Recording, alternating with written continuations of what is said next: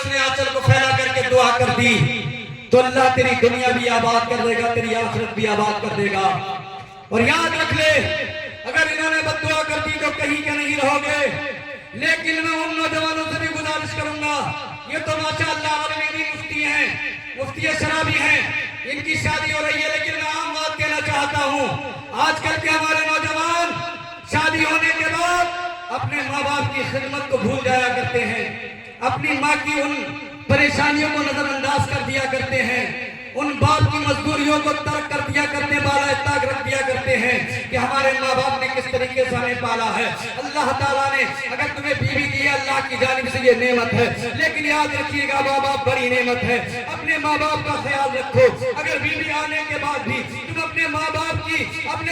کی خدمت کرتے رہو، ان کا حق انہیں دیتے رہو۔ اگر تم چاہتے ہو کہ دنیا میں کامیابی ملے، تم چاہتے ہو کہ آخرت میں اللہ تمہیں جنت عطا فرمائے، تم چاہتے ہو کہ تمہارے ماں باپ کی دعائیں تمہارے ساتھ رہیں، تو ان کو کبھی تکلیف نہ پہنچاؤ۔ لیکن میں یہ کہنا چاہتا ہوں آنے والی دلہنوں سے، اے میری قوم کی ماں بہنوں یاد رکھو، اگر تم نے اپنے شوہر کو اس کی جنت سے الگ کر دیا تو کہیں ایسا نہ ہو کہ اللہ کا عذاب تم پر نازل نہ ہو جائے، کہیں ایسا نہ ہو پروردگار عالم کا قہر تم پر نازل نہ ہو جائے۔ اس لیے تمہارے شوہر کی جنت اس کے ماں باپ ہیں،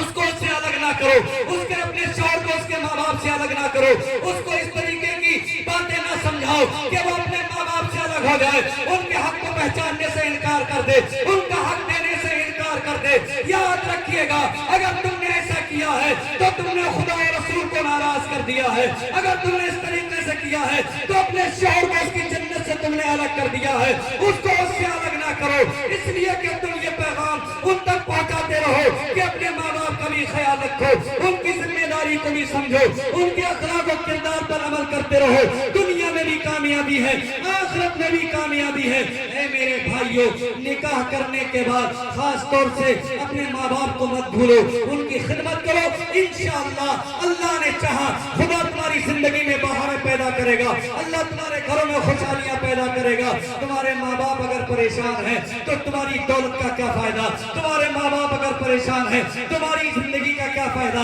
تمہارے ماں باپ اگر پریشان ہیں تو تمہاری جوانی کا کیا فائدہ۔ تمہیں جوان اسی لیے کیا تھا کہ شادی کرنے کے بعد تو اپنے ماں باپ کو بھول جائے، جوان اسی لیے کیا تھا کہ شادی کرنے کے بعد اپنے ماں باپ کو ایک پیسہ نہ دکھائے، اپنے ماں باپ کی ضرورت کو پورا نہ کرے۔ لیکن میں آپ کو بس یہی آخری پیغام دے کر کے جاتا ہوں، دنیا کے کسی کونے میں چلے جاؤ، چاہے کہیں کیوں نہ پہنچ جاؤ، لیکن یاد رکھو تمہاری بیوی تم سے راضی ہے، لیکن تمہارے ماں باپ اگر تم سے ناراض ہے، اگر تم نے اپنے ماں باپ کے خلاف قدم اٹھایا ہے تو ہم یقین کے ساتھ کہتے ہیں کہ تم دنیا میں تو رہو گے لیکن نہ تمہیں دلی سکون ملے گا نہ تمہیں ذہنی سکون ملے گا۔ اللہ تعالیٰ سب کو سلامت رکھے، خوش رکھے، اور جو وقت مسنون ہوگا اللہ اس میں برکت عطا فرمائے، دولہا دلہن کے درمیان اللہ بے پناہ محبت عطا فرمائے۔ السلام علیکم۔